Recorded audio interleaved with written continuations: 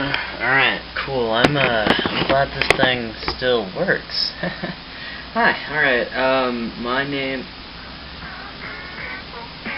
What? What's that? What's happening again?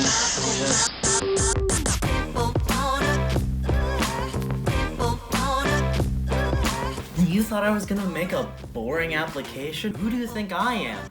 Okay, well, obviously you don't know who I am. My name is Cooper Clem, and I love to learn. What things? Well, a couple things are, what is this? Who is this? Can I eat this? Is this an instrument? What I'm trying to say is that I need some help in learning all these things, and that's where GRIPTAPE comes in. No, not this GRIPTAPE, this GRIPTAPE. GRIPTAPE is a program that enables young people like myself to learn by sponsoring them. Think of it as general grants, just not for engineering. Okay, so I may or may not have recorded the rest of a video that night, but frankly I wasn't happy with it after looking back over it. And I've been putting off making the rest of this video, so I get to do that now. So I'm looking at making a smart jacket, and I started development on it already, but I haven't done too much. Let me just, there it is. Let me just turn it on, and then, alright, so the heads-up display seems to be working. It's a little out of focus. I need to work on that. I don't know how good that bit was. So I want to develop a smart jacket. To do this, I'm gonna need to learn a whole host of skills. But if I were to have to kind of summarize it all, it would be developing IoT. IoT was a concept that was pioneered back in the early 2000s, but got yeeted due to cost issues. Basically, it was this thought that every single device could be connected to the internet and therefore access the entire world's worth of information. And the concept, as of 2020, is pretty much dead. However, if you set up your own home server and use the correct parts, it is possible to develop your own IoT system. And that's what I plan to do in this project, starting with this jacket. Before the jacket, I need to set up the server, as I just said. And I'm going to be setting it up on this Raspberry Pi, and that's probably one of the first skills I'm going to be learning. However, it is not the main focus of this project, so I won't talk about it all that much. As I said earlier, I'm going to be learning a whole list of skills, but I don't know if I could list them all in this video without it being 10 hours long, so I'll just hit the highlights. In terms of hardware, I'll be learning skills like how to develop my own PCBs, like the boards, like the green stuff, those. I'll be learning how to develop custom ones of those and how to solder onto said boards. In terms of software, it'll help me start to learn how to integrate web practices into my projects. And overall, probably one of the largest skills that I'm going to be learning is how to do stage 4 development on projects. Basically, stage 4 is just polishing. If you've seen any of my other projects, they need it. They really need. And you know, I'm extremely passionate about this because, I mean, it's crazy to think that such a small thing,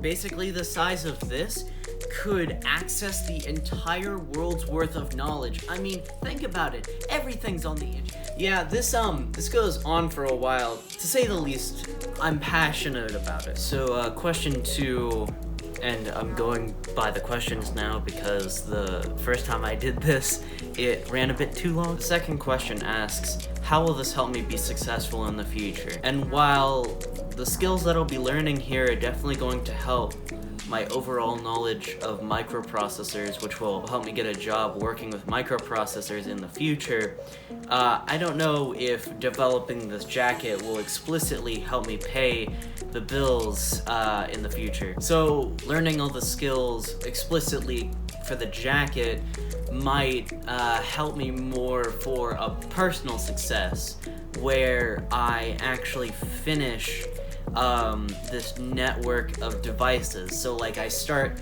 with this and then I integrate it into if I ever get a car, then I could integrate IoT into my car, and then I could start to develop this entire kind of network of devices that I can interlace to start to do automation. So I'd be like, hey Jacket, turn on the car. It would tell the server through an HTTPS request. It would then send an HTTPS request to the car to turn on. And that would be so cool. I think that would be personally, like, I would feel successful there. Question 3 asks, what are my goals for the challenge? And I feel like I kind of answered that one in question 1, so I'm gonna skip over it. And finally, question 4. What is my plan for this next 10 weeks?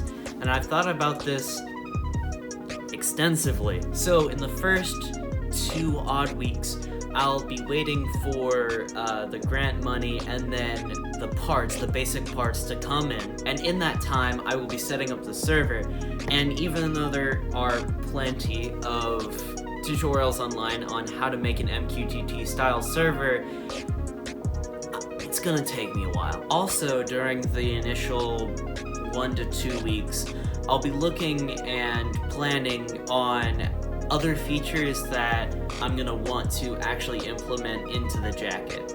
I hope to be able to develop my first prototype by about 2 to 3 weeks in, also depending on when I get the parts. I'll go into week 4 and 5, where I'll start to seriously consider what other features I could realistically add into the jacket. Week 6 and 7, I hope to finalize my design, get in all the parts, and start to assemble everything. And then 8, 9, and 10, I hope to work on doing stage 4 development with my jacket, where I'll actually start to polish, refine, and, you know, make it maybe also kind of look cool.